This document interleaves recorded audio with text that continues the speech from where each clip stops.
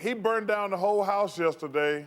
He didn't leave any room not burned to smithereens. I was totally shocked that he did that because, Magic is probably the most popular Laker of all time.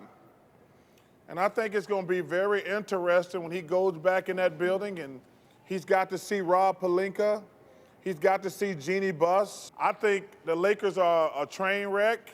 But Mike, one thing about the United States, we love a good train wreck, and we're going to be watching all the time. So I don't know if that was quite critical of Magic. It was certainly leaning toward it. Sam Amick for The Athletic went in on Magic. This is our required reading this morning. You know what you don't do, meaning about Magic, especially if you still love the Lakers organization as you so often claim and want them to succeed in this monumental summer? You don't pull back that purple and gold curtain for all the world to see and make a spectacle out of Lakerland twice. And you certainly don't do it in this kind of cold, calculated fashion, with Johnson airing his many grievances on ESPN's First Take just hours before the Lakers were set to introduce their new coach Frank Vogel to the world in a news conference. This stunt was selfish in the kind of way that few people on this planet can even fathom. That is very strongly worded. Jay Will, can what I do you unpack think? here? You Go can ahead. unpack at all. So Magic has always had impunity, right? He's never really had to accept the repercussions of his actions. I mean, this goes all the way back to 1981 when they wanted to get rid of Westhead, the coach, right? The coach back then. And he had a conversation with Jerry Buss and then said, okay, I'll give you some time. Next day, got frustrated, literally obliterated Westhead in the media, okay? So my thing is Magic only helped the Magic with these comments.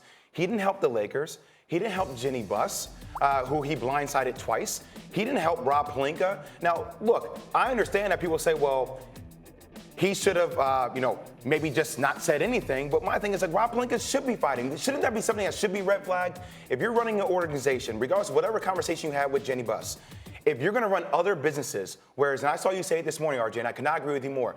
We know people that are grinding in this territory for years, decades to become president.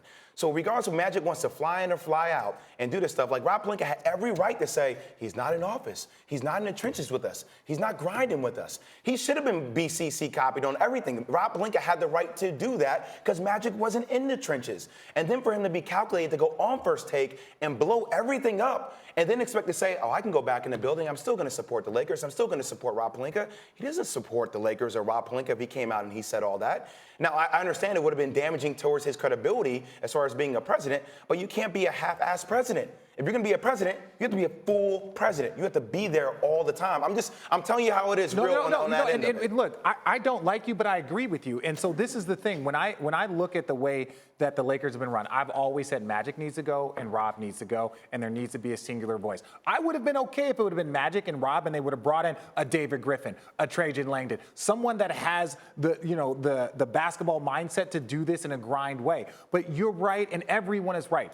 Magic Johnson blew up the Lakers. He didn't kill their chances of getting a free agent because they're still the Lakers and they still have LeBron James and a ton of assets, but he didn't make it any easier. You can't say that you love someone and love an organization and then not even stab him in the back, stab him in the front and on national television. I would disagree with you. I think he did blow up the Lakers' chances to land a big-time free agent. I really think he did. I think he put everything on Front Street. Yeah. And I think if you're a free agent, if you're one of the Ks, even if you're Kimba, I think you're going to look at this whole situation like, do I really believe in management right now? Understanding Jeannie Buss and all the stuff that's came out about Jeannie Buss from Magic. Yes, and the issue here for all the free agents is you're going to go in there and you're not going to talk about basketball. When you have to walk into a meeting with the Lakers and you're like, well, one, who you're meeting with, and it's like Rob Pelinka is going to be in this meeting and an agent and a player can be like, well, the greatest basketball player of a generation said you're a snake, right? And now you're having to answer questions about what's going on in the front office, who's running, who's making the decisions, what's going on. That's the biggest issue with those guys. Say one last thing.